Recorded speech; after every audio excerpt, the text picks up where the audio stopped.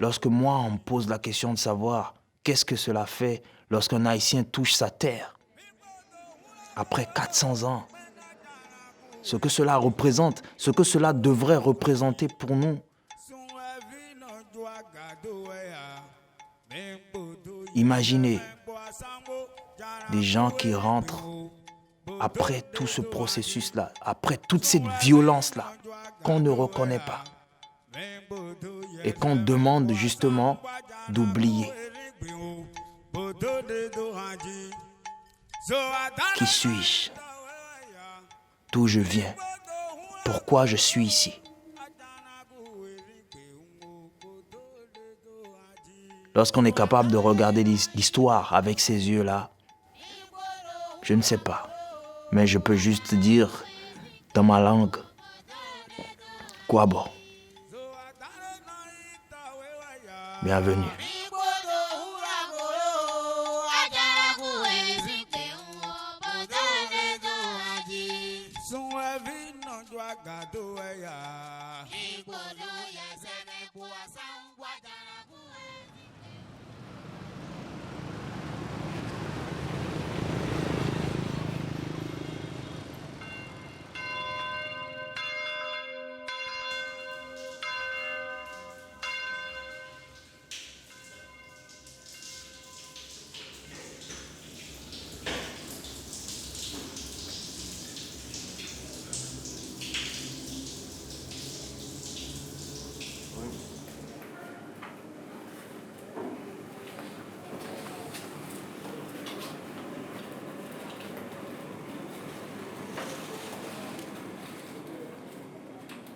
Tant que tout jeune haïtien, moi apprendre l'histoire pays souvent à l'école.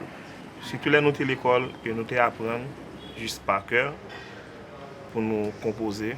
Mais il y a une grande différence pour moi-même des recherches qu'on fait dans le livre par rapport à ça qu'on nous rapporte avec nous-mêmes qui viennent qui prend décision ou dit ou pour aller dans source ou pour aller à la base ou pour faire propre recherche par pour essayer de comprendre l'histoire ça que en pile fois c'est colons c'est étranger encore qui porter ba nous.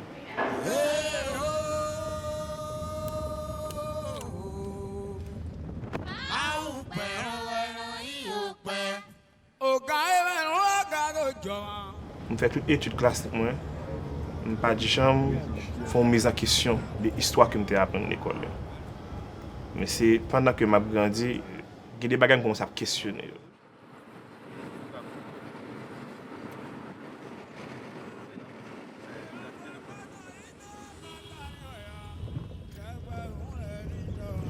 Ça, c'est le ouais. Oui.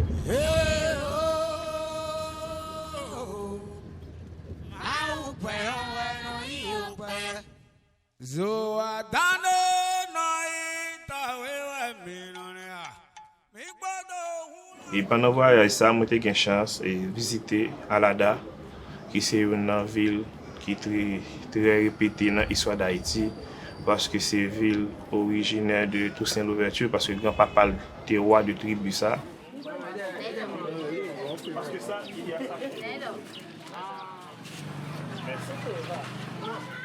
Quand on parle de la lutte de l'esclavage, Abomey est la cité historique de la traite négrière.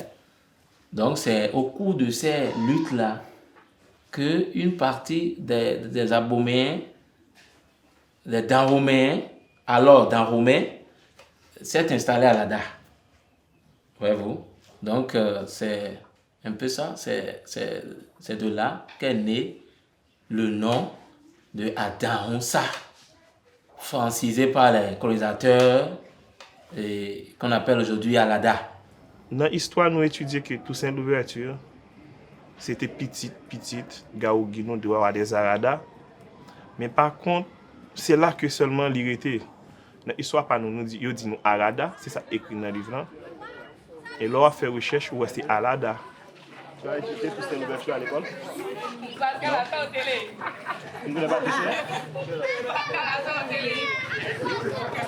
Personne d'entre vous ne connaît tout cette ouverture? Cette histoire n'est pas enseignée à l'école. Parce que la question qu'il faut toujours se poser, c'est qui finance nos programmes scolaires. Mais on connaît Toussaint Louverture au Bénin. Lorsqu'on parle d'Haïti, on connaît Toussaint Louverture. Mais ça ne reste que là. Je suis Toussaint Louverture. Mon nom s'est peut-être fait connaître jusqu'à vous. J'ai entrepris la vengeance de ma race. Je veux que la liberté et l'égalité règnent en Haïti. Et je travaille à les faire exister.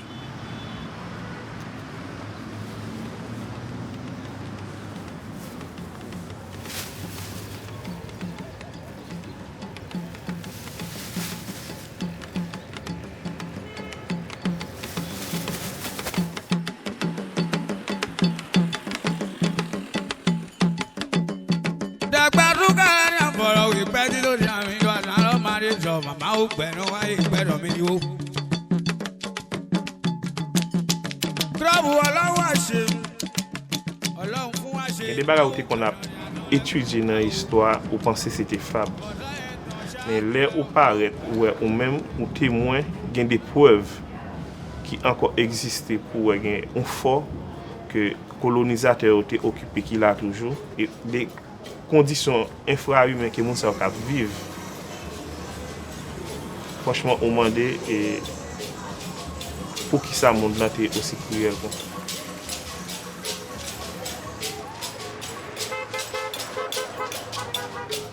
L'esclavage concernait surtout les prisonniers de guerre. Parce que le royaume du Dahomey étant situé sur la côte, avait eu rapidement la visite des Européens. Et leur premier cadeau à l'époque, c'était des canons à feu, des armes un peu perfectionnées. Et l'idée derrière, c'était d'aller vous livrer des batailles pour nous fournir plus tard d'esclaves. Du coup, à défaut des guerres, les rois organisaient aussi des razzias parce qu'ils avaient besoin des esclaves à vendre. Jusqu'à présent, c'est des bagages à proposer dans le monde. Côté a essayé de montrer frères l'un contre l'autre et leur suivre étape par étape. Ça, nous a enduré, ça, nous vivre. Grand monde, petit monde, femme, garçon, ça a vraiment enduré. C'est des bagages même bêtes patates qui ont supporté. Et malgré ça, il y a des jeunes courage. Il y a des intelligence, il y a des résister pendant tout le trajet ça pour te porter, pour te dévier. Parce que il y a là-dedans qui ne sont pas capables de supporter le traitement ça, qui jette l'école dans la mais préfèrent tuer tête.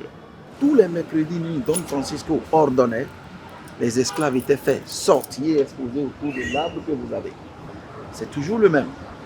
Et les négriers ne prenaient pas la voie que nous allons prendre maintenant pour venir les marchander. Ils les échangeaient comme des miroirs, des pacotilles, des pipes en porcelaine, 15 hommes bien forts contre un canon à feu, ou 21 femmes, 7 femmes contre une chaîne en or, ou 3 hommes, donc c'était un troc.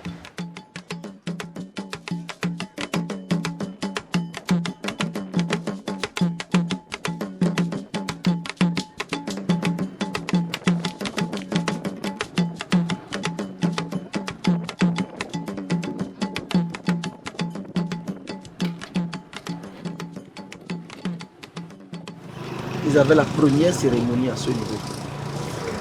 Parce qu'il y avait un arbre qu'on appelait l'arbre de l'oubli. Et une fois ici la nuit avec leur chaîne, ils obligeaient les femmes de tourner autour de l'arbre 7 fois. Les hommes 9, dans le sens des aiguilles d'une montre, pour oublier totalement leurs origines diverses, leurs identités culturelles, leur divinité, leur famille. En fait, c'était une cérémonie qui était organisée par les nôtres pour rendre les esclaves inoffensifs. Parce que c'était un arbre sacré qui était capable de leur arracher tous les pouvoirs qu'ils avaient dans le marché. pour qu'ils devenaient totalement inoffensifs, sans aucune possibilité de se rebeller. Le rituel autour de l'arbre, parce que la violence, justement, qu'ils allaient subir, il fallait qu'on leur fasse un rituel autour de l'arbre de l'oubli. Parce que quel homme peut pardonner cette violence-là? Et les Africains croyaient en leur spiritualité. Donc c'était ici que ces hommes étaient gardés dans l'obscurité pendant 2 semaines, accroupis, et les faibles vers la fosse commune. Et la case était dénommée Zomaï, lieu d'obscurité totale.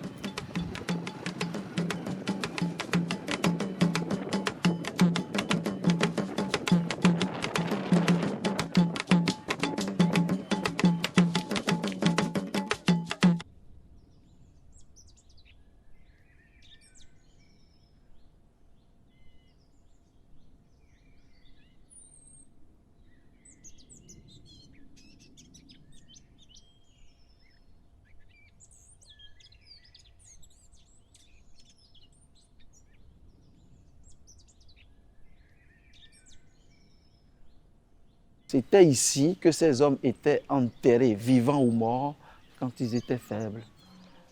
Donc nous sommes au mémorial des esclaves.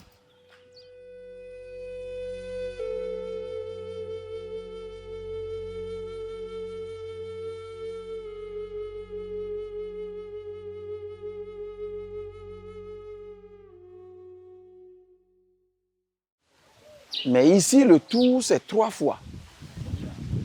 Pas 7, pas 9. Toujours dans le sens des aiguilles d'une montre. Pour que, après leur mort là-bas au Brésil, en Haïti et autres, leurs esprits puissent revenir ici. C'est pourquoi la statue qui est sous l'arbre n'a pas de tête. Ça veut dire que le retour dont il s'agit ici n'est pas physique. C'est un retour mystique. C'est un retour spirituel.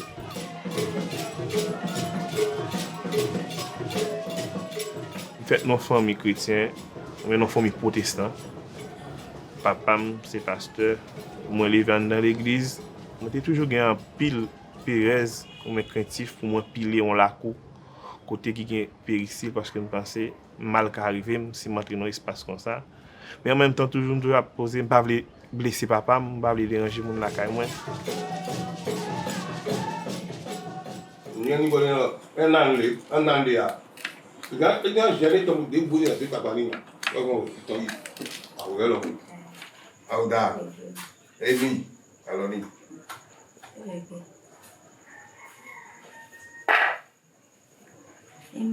Emma.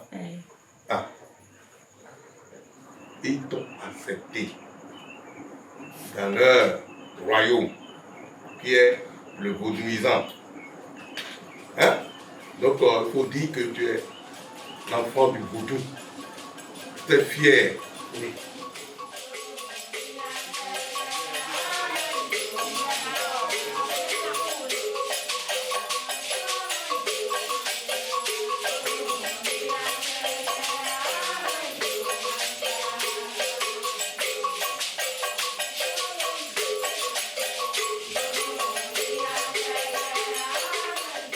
Il y a une façon que tu formates l'esprit, tu diabolises la question de monde qui pratique vaudou. Mais l'aime venir bien là, et je essayé de comprendre plus par rapport à ça que je connais déjà, qui ça vaudouiller, côté sorti.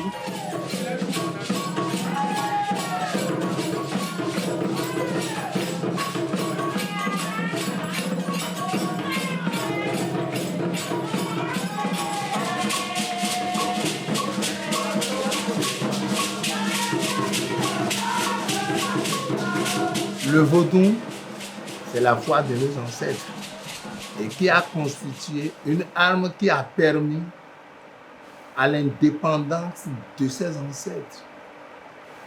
En un mot, tout ce qui se trouve dans la nature, comme vous le dites dans le cosmos, constitue des ancêtres mythiques pour tous ceux qui vivent aujourd'hui, quelle que soit la couleur de sa peau.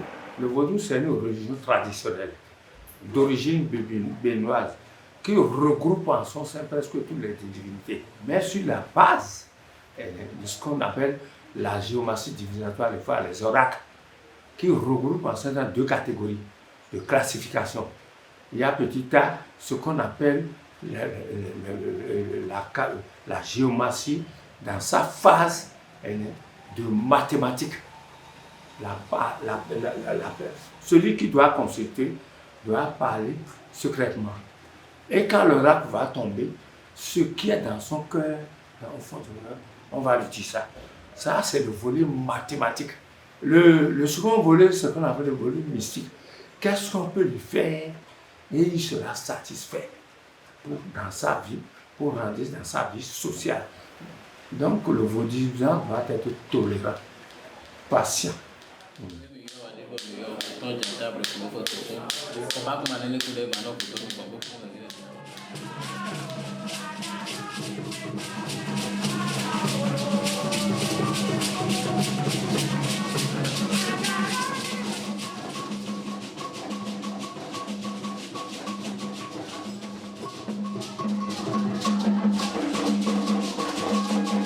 On a ce qu'on appelle le projet de vivre ensemble.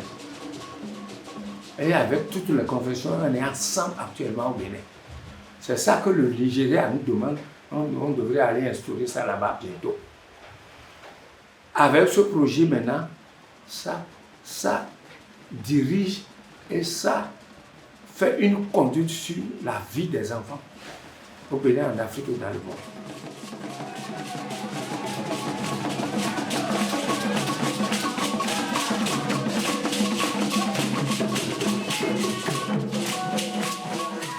Être capable de diaboliser une culture, de le faire rejeter par ceux qui sont les héritiers de cette culture et d'installer un nouveau logiciel.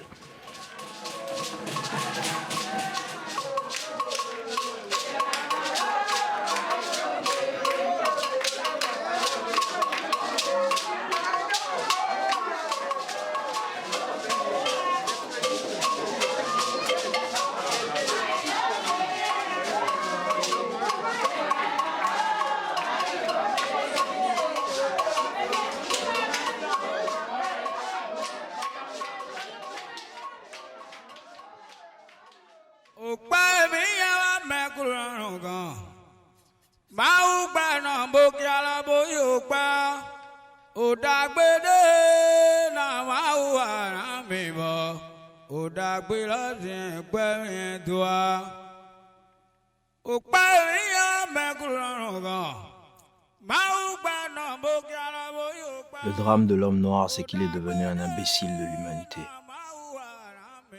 Il s'est laissé avoir de partout.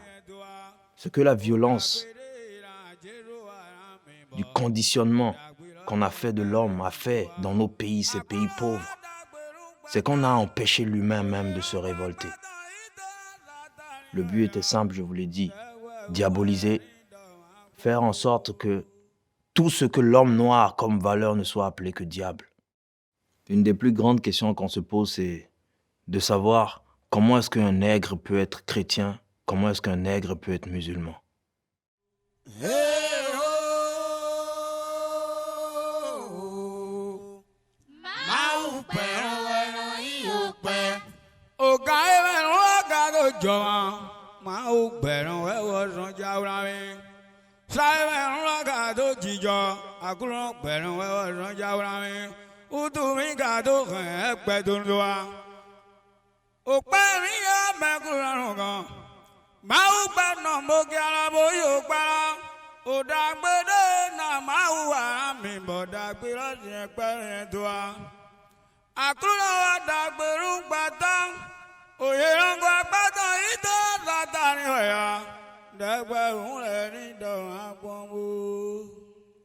Hey!